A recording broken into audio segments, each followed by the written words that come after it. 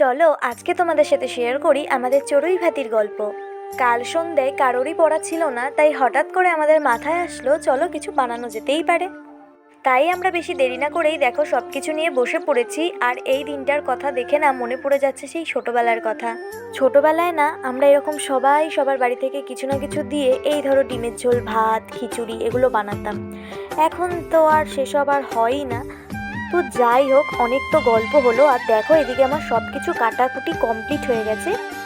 আজকে আমরা একটু মশালা ম্যাগি বানাবো, আর তাও খুব সহজেই।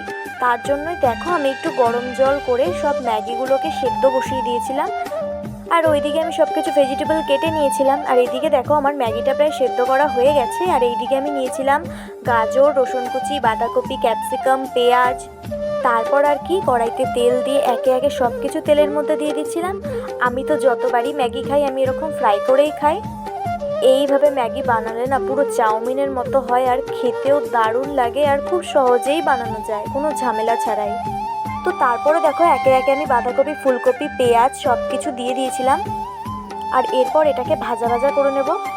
তারপর আর কি বেশি কিছুই দিইনি, শুধু অ্যাড করেছিলাম লবণ, হলুদ, সয়া সস আর চিলি সস।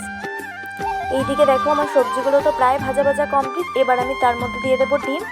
তো আমার তো এইভাবে ম্যাগি খেতে দারুণ লাগে। তোমাদের কেমন লাগে অবশ্যই জানিও, আর কে কে এইভাবে খেয়েছো অবশ্যই কিন্তু আমাকে জানিও। তো দেখো তারপর আমি ম্যাগি মশলাটা অ্যাড করেছি এর মধ্যে। তারপর একে একে সয়া সস, চিলি সস দিয়ে দিচ্ছিলাম। দেখো এইদিকে তো সবই কমপ্লিট। এবার সেদ্ধ করা ম্যাগিটা এর মধ্যে দিয়ে নাড়াচাড়া করলেই রেডি আমাদের ম্যাগি। এইভাবে রেডি করে সবাই একসাথে খেলে না ঠিক ছোটোবেলার দিনের কথা মনে পড়ে যায়, মনে হয় সেই ছোটোবেলায় ফিরে যাচ্ছি মাঝে মধ্যেই।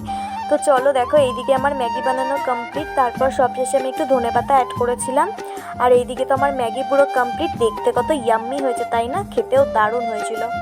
তো চলো এবার আমি সবাইকে সার্ভ করে দেবো। এটা এডিট করছি আর দেখতে দেখতে আমার এখন খিদে পেয়ে যাচ্ছে।